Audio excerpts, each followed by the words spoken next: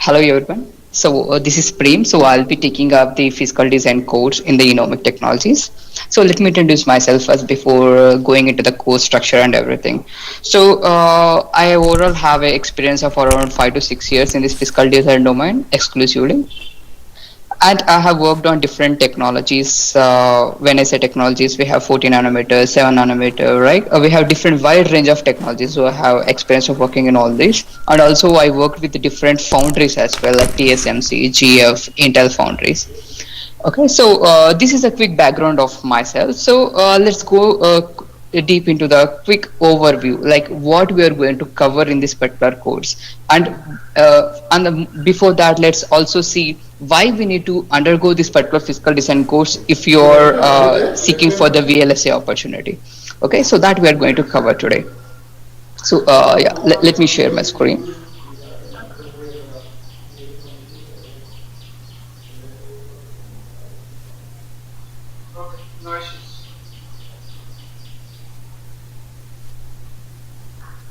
I hope you guys can see my screen. So why VLSI?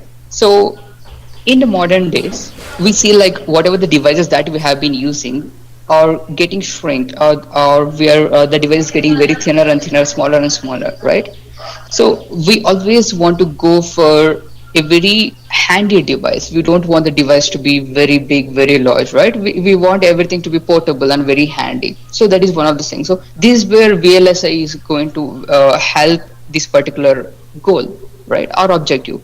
Because using the VLSI, we are shrinking the number of the transistors, right? And also we are also reducing the size of the chip.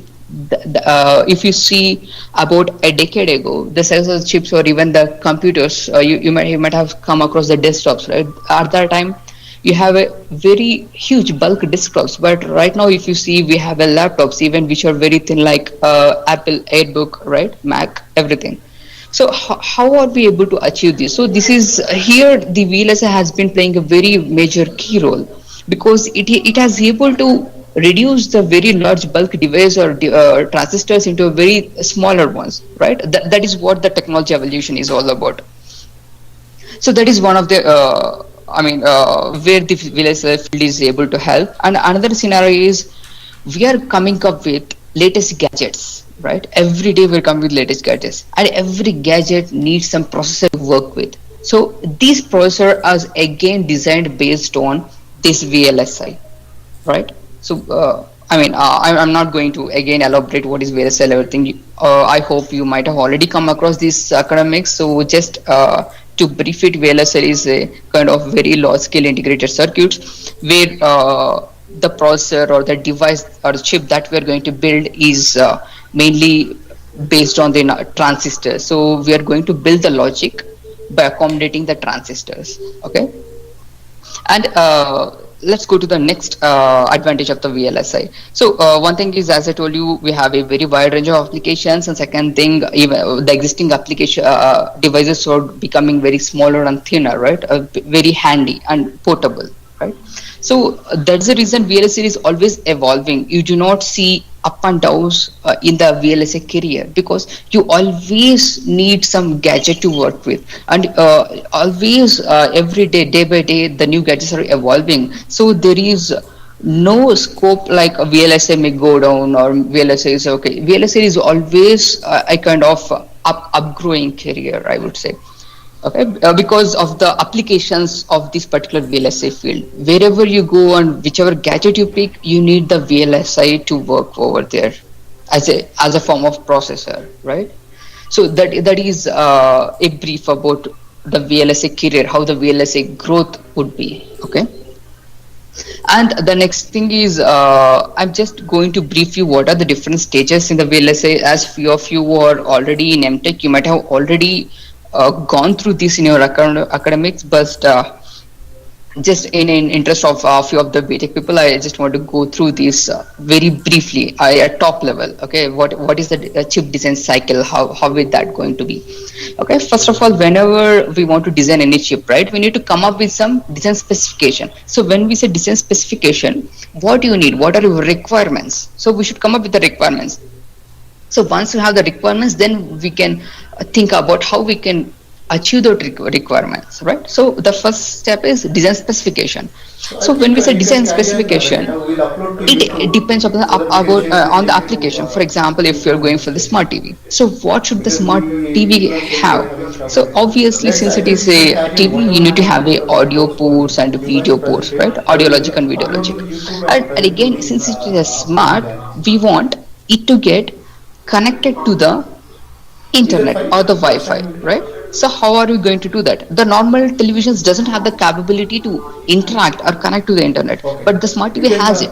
Why? present Because in whatever the the content you processor wanted to cover. of the smart I'm TV, we recording this also session. I will embed upload or to we also YouTube. add the logic of receiver and transmitter, which is very essential to connect to the internet or the broadband, right? So this is where we line Yeah, up some all the people specifications, we jot down all the specifications that are required for that particular processor or some the people are chip. saying Okay, exam, some so people are saying just an I don't want to example I gave continue this regarding the session. smart TV, so where we all But need it these is type of fine, specifications. Varsha. So We'll what once we these do is that we'll specifications are share the link inline, and once these are free frozen, then we go to the design even we'll have a architecture. demo So session for if what it do you mean comes by in, architecture? So in we'll the just playing architecture, this record. now we know that we need a transmitter, we know the receiver. Now in the architecture part, we come up with what type of receiver we need, what type of transmitter we need, and what should the architecture of it. When we say architecture, what should be the structure of it, what should be the main features of that particular transmitter, what should be the main features of this particular So receiver. Okay, so these type of yes, you can additional carry on. features we try to come up in the architecture, and we try to also accommodate how much memory, how much cache we need. For example, whenever you were surfing on online browsing, right, you might have seen this word cache,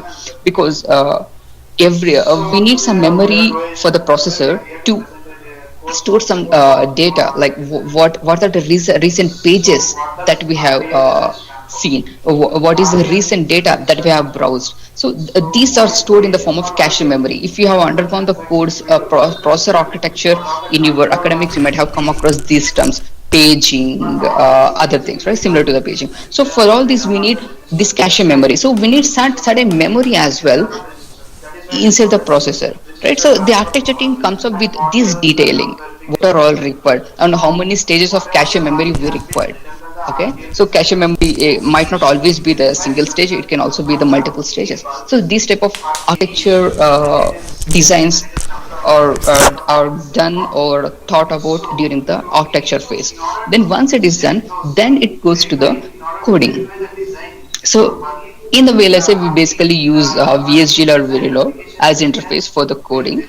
So what we do here, so once we get the requirement, we to get that particular functionality, we code it in the Verilog or VSTL. So here Verilog or VSTL is again a type of software language similar to C, but this Verilog and VSTL is specifically for the VLSI. Okay, or even we also use it for the FPGAs as well.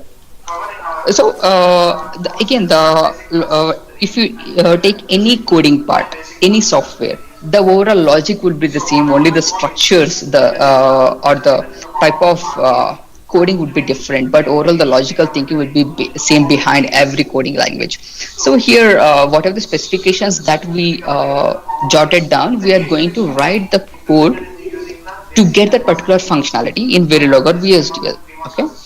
Now, so this entire thing is carried out by the front end team. So here in this particular VLSI domain, we call it. There are two teams. Majorly, we categorize in type of front end and back end. So this is handled by the front end team. And once this is done, now this code will be sent to the backend team. So what does the backend team do? So if you see whatever the code that we have till now in the Verilog or VSDL, that is basically a logical code, right? So when I say logical code, it is just used for the simulations. But what is our final product? What is our expectation? We are expecting some physical entity. We are expecting a real chip, right? Which is a physical. So how do we convert this logical code into the physical structure? So that is where the backend is coming into the picture.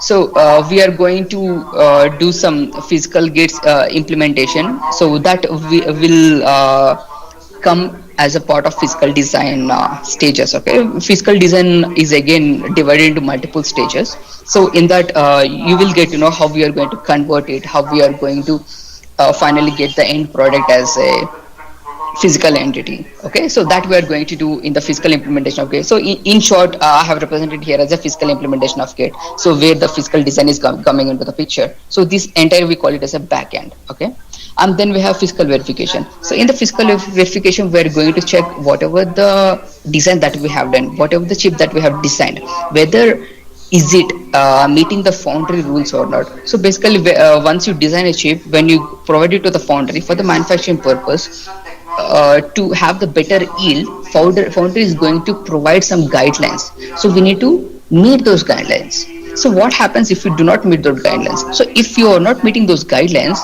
the yield will go down by very much amount. So when I say yield, let's say if you are fabricating 100 chips, okay, and let's say only 50 are working, so the yield we call it as 50%. It is like how many chips are working properly out of the total amount of chips that has been designed, right? So that is the yield.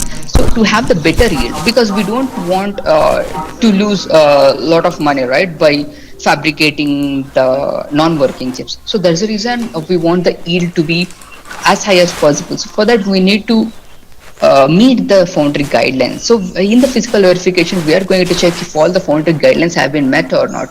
Like we have LVS, DRCs, a lot of things. Okay, which will again this will be part of physical design. Okay, so once the physical verification we think it is good, then we send it to the fabrication. So in the fabrication again. They use mass photolithography. I mean, these steps you might have already in brief gone through in our academics. So using these techniques, they are going to fabricate it, or or we can get it as the end product is formed after the fabrication, right? So once the chip, once we have the chip, then we do the packaging. So what is packaging? Normally, if you have seen any ICs in your labs, right? NAND gate, OR gate, these are the basic ICs you might have come across in your academics, right? So there you might have seen a black color packaging where you have the lead pins outside, right, which you connect to the circuits. So this is nothing but the packaging. So because you cannot use the chip directly to connect the circuits, that is because the chip is always designed in as per the VLSI fashion. So where the pins are very smaller, and even the to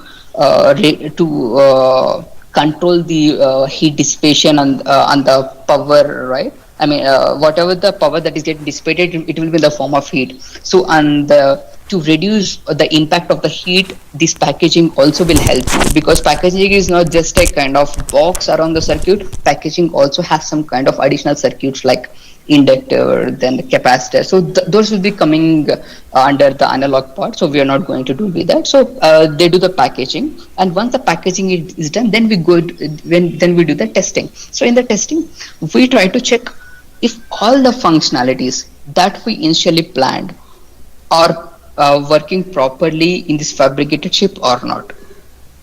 Okay, so once we confirm that every chip is working fine, then we release to the outside world. So this is what the entire VLSI cycle is. So this is in short. So here basically the physical design comes in the background. Okay. Okay, so now let me go directly to the physical design. Okay, so what is the significance of physical design in the VLSI? So we have seen why the VLSI career is good, and what is the significance of VLSI in this particular world. But now let's see what is the significance of physical design in the VLSI cycle. Now we have seen the entire VLSI cycle briefly. It is not in depth, because if you go in depth, we still have a lot of things to cover. Briefly, that is all the VLSI cycle is. Now, if you go into the physical design, what is the significance of physical design in the VLSI? So first of all, as I already told you, right? So whatever the coding that has to be done by the front end, it is always in the Verilog or VSTL. Now, as a physical design engineer, we need to convert that logical code into the physical entity. That is why the domain name is also termed as physical design. Okay. Now, so in the physical design engineer has a responsibility to convert that code into the physical entity, okay, to design it properly. So that is one of the major role of the physical design engineer, the realization of the logical circuit onto the silicon. So when it's a logical circuit, it is the logical coding that we have done VHDL2 or VHDL or Verilog. Then onto the silicon. When I say silicon, it is a physical entity, right? The final product. So this entire phase has been the responsibility of the physical design engineer. Then what are the other major significance or the importance of the physical design engineer? Now, whenever you use any device, right, you might have observed like few devices. For example, if you take a smartphone, for few of the smartphones, the battery doesn't last long. Whenever you even though you charge it fully, the battery gets drained out even in half a day or one day, right? So normally people doesn't like the devices which drain out very fast, right? Even me, we want the devices which have the longer battery life. Once you charge it, you want the device or the battery to long last, right? So here the power comes into the picture, like how much power that is getting consumed by the chip. Because if you take again the example of the smartphone, other than the screen, most of the power from the battery is consumed by the processor. Okay, if you ignore the screen, because screen is anyhow if it is active for a longer time, it will drain out the battery. But if you exclude the screen, and if you check of the other apps, or let's say other components which consume the power, the VLSI processor, right, the processor inside a smartphone is one of the devices which consume a lot of power from your battery. So if you want the battery to long last, so what should we do? As a physical design engineer, it is a responsibility of that particular person to reduce the power consumption of that particular chip. So we need to reduce the power as much as power consumption as possible in that particular processor. So that is one of the additional responsibility. And the second thing is area. So area is, we already discussed, like as the devices are getting very thinner, right, they are getting shrinked. So we also want to shrink the chip. We also want to reduce the chip size, right? How do we reduce it? We are indirectly reducing the area. So we need to think in that perspective, like how can we reduce the area? Okay. And the next thing is performance, right? So we want the devices to work as fast as possible. We don't want the devices that get hanged in between, right? We don't want the devices which are very slow. Again, if you compare the devices or laptops or computers which were a decade ago and current ones, you can see a lot of difference in the performance, right? Previously, the device could hang when you open a very huge applications, but right now you don't see that in today's devices, most of them, because the performance of the devices are increased enormously. So these are the other three parameters where the physical design engineer is going to work on. So this, in short, we call this a PPA, power, performance, and area. So I think this okay, is so this is where the significance of the physical design engineering is coming into the picture. So the first one is to convert the logical code into the real-time silicon, and the second thing is to convert these particular parameters in a very optimal fashion, right, to reduce the area, to reduce the power, to increase the performance. Okay. So this is in short the significance of physical design. These are the courses we are offering. Now, I'll just go through what are the major stages in physical design. Okay. So maybe previously we have seen what is a cycle, VLSI cycle, but right now we are going to see I think this is in the physical design what are the stages that we have. So one is the RTL. So when we say RTL, it is nothing but in short we call it as a register transfer logic.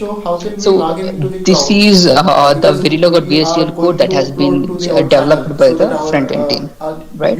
So once this is done, this has been provided to the backend. As I told you, the physical design is comes into the backend category. We have a physical synthesis. The first stage in the physical design is physical logical synthesis. So in the logical synthesis, we are going to convert using our cloud. this particular because we can logical code into the gate level form. When I say gate, as you already know, right, the AND gate or gate or NOR, everything, all the gates, along with the flip flops as well, D flip flop. So we are going to convert this RTL logical code into the gate level structure. But by doing so, we want to maintain the functionality to remain the same. So when I say the functionality, you are designing the RTL or Verilog coding to to get some functionality, right? So even after converting it to the gate level structure, we want to maintain the same functionality, right? We don't want to Yes. change it, because if the functionality is getting changed, there is no purpose of fabricating the chip, right? Yeah, yeah. Yeah, Our correct. main end goal is to have that particular functionality in the form of real-time entity, right? So in the logical synthesis, we're going to convert this Verilog code into the gate level implementation. So once you are able to convert into the gate level, then it is pretty much easier to get it onto the silicon, because we already know, like we have AND gates, NAND gates, everything. Everything can be designed using the transistors, right? So this is the first step towards converting into the physical entity, right? The logical synthesis. So then once it is done, then we have the floor planning stage. So in brief, floor planning is all about deciding on how much area you want to design for that particular chip.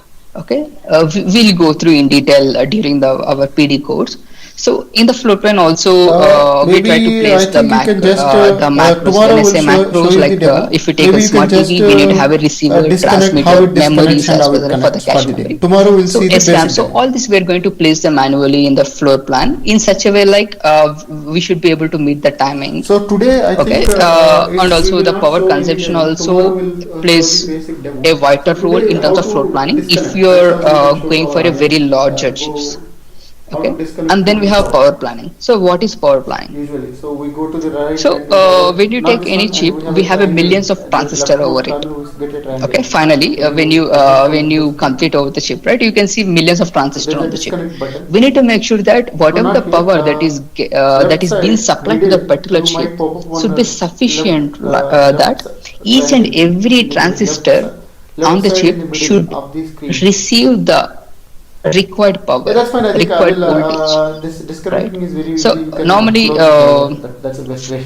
even Or if else, you I think that is fine. propagate the I think voltage or the this current through the session is wire, right, you recorded. can see some I'll be drop in it sharing due to to the all the resistance of the trainees, wire, right? right? So So we should not. maybe if they That can't is the able to same join today, again in I'll be sharing the them case of this VLSI recording. chip as well. So it's So good. from We the covered entry complete point of the power into the course chip, overview. it needs to And if they travel wanted to know more details, to they can all the pause the course transistors. by So section during from that our training, right? phase, Portal right, also. We have during the updated, traveling uploaded all through the these multiple wires, schedules multiple to our portal structures, also, power right? structures, and reaching the transistor, Right? you can Yeah, see that that is good. resistance I think again, it's a because thanks every for wire has some course overview resistance, and you can see the walkthrough. drop as I'll well. be But we sharing need to this. make sure that the We have drop is a few very challenges much today because less, of the and students were not every able to transistor join. should But I'll make receive the sure that this required video power, is uploaded to our required amount channel. of I power, think required amount of I'll voltage. make sure So, that this is so for uploaded to that our we need YouTube to channel, create the and I'll power make sure that plan our in some trainees are strategical getting way, this link to in this a very YouTube channel robust so way. that they So can that we get are to going to go over our see in course. the power planning.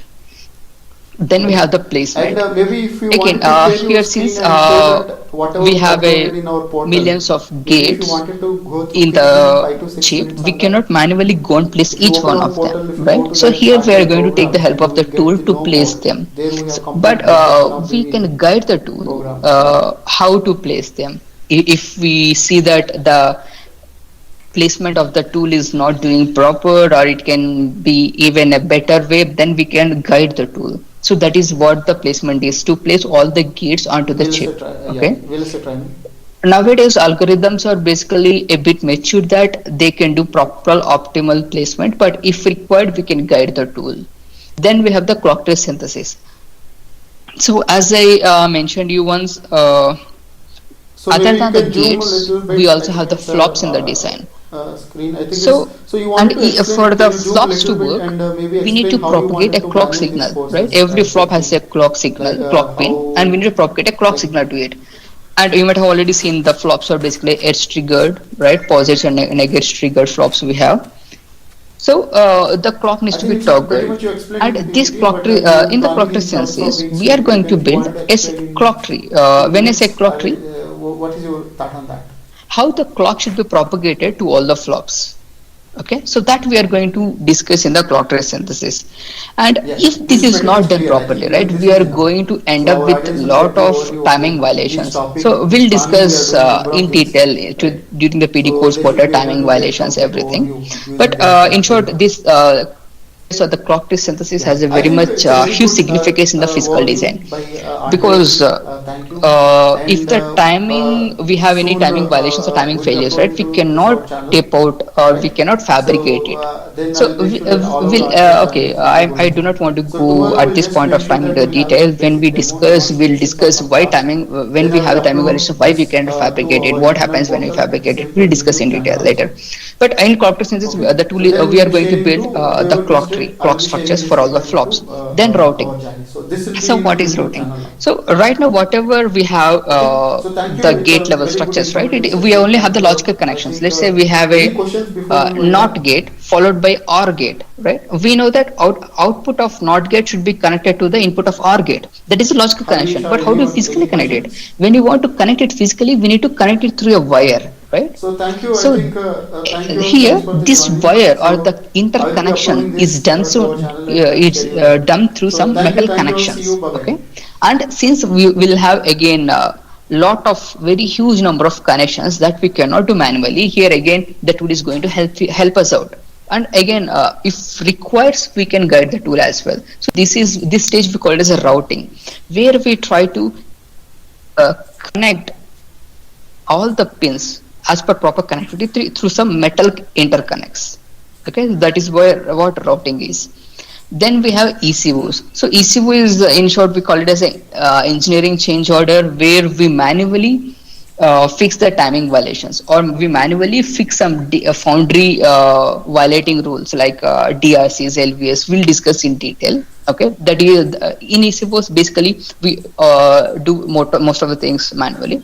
Then we have physical verification. As we already discussed, in order to have the better yield, we need to meet the foundry guidelines, right? So those all guidelines are checked in the physical verification. So once all the stages are done, then final output that we extract, okay, from the design chip is the GDS layout. GDS is a form of it is a type of format. We also have different format like GDS, then we have stream, then we have Oasis. We have different formats, but GDS is one of the format of them, which we extract and give it to the foundry. So based on this GDS layout, they try to extract they try to design the masks, and they do the lithography and the other stages. Okay, so this is in short what are the physical design stages.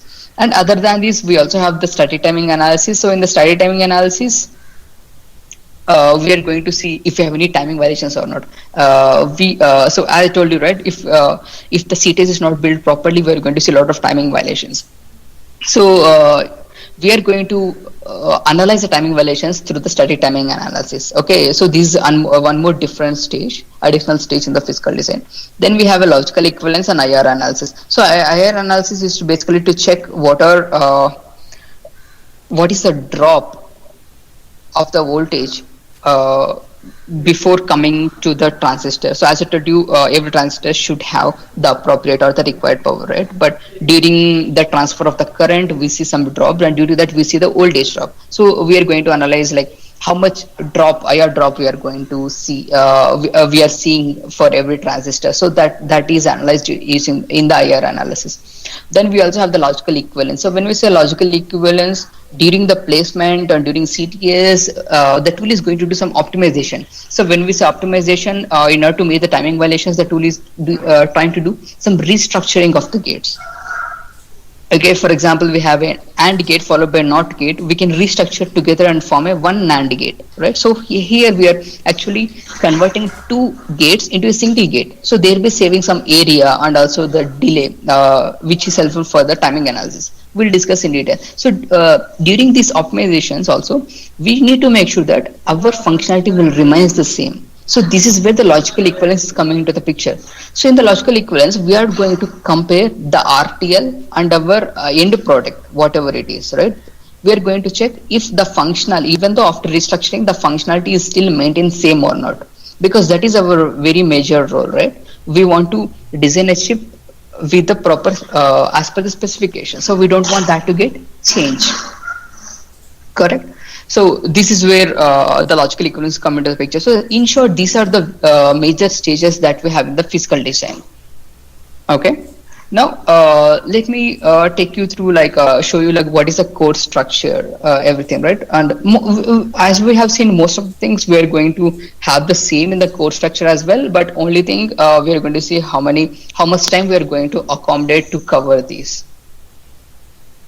Okay, so again, in the VLS industry, right? Most of the work can be done through the scripting as well, like kind of automation. If you have anything that needs to be automated, we do it through the scripting. Okay, so the scripting is also very much important in the physical design. So we are going to learn TCL language. Okay, here in this particular course. So initially, for the 2 weeks course duration, we are going to see the TCL scripting. We're going to learn that TCL scripting. Then once it is done, then we're going to see the STA concepts. So when I say STA concepts, the static timing analysis, the timing violations, right? So we are going to see. So this duration will be about for the 4 weeks, because STA concepts are a bit hard to learn, okay, for the first timers. But if you have already have some knowledge over it, it will be a very advantage for you to understand the concepts. Okay, and since STA also has, we need to go a bit in depth into the STA, so we allotted 4 weeks. Then we have a census. In the census, we are going to see, as I told you, right? We are going to convert the logical code into the physical gate